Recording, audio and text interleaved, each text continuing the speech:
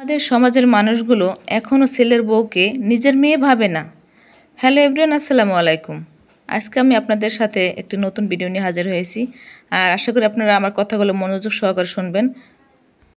আমাদের সমাজে কিছু কিছু শাশুড়িরা আছে যে নিজের মেয়েকে আদরের রাজকন্যা মনে করে, আর ছেলের বউকে মনে করে বাড়ির কাজের মেয়ে।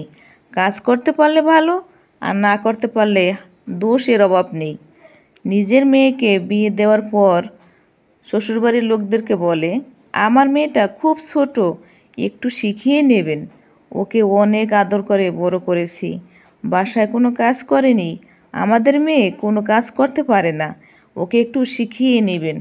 আর অন্যদিকে ছেলের বউ যদি কোনো কাজ না করতে পারে, তখন বলে, তোমার বাবা মা কোনো কাজ শিখায় নেই তোমাকে, এত বড় হয়েছো ঠিকমতো কোনো কাজ করতে পারো না। এটাই হলো আমাদের বিবেক আর বুদ্ধি।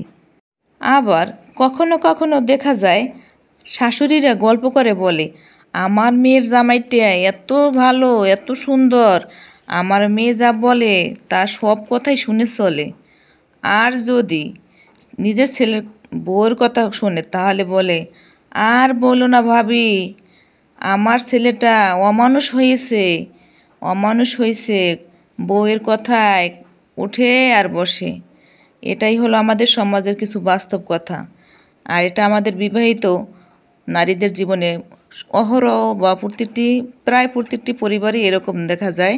আশা করি ভিডিওটি সবার কাছেই ভালো লেগেছে। আর পরিশেষে বলতে চাই, সব শাশুড়িরা সমান না, আর সব ছেলের বউ সমান না। ধন্যবাদ সবাইকে। আসসালামু আলাইকুম।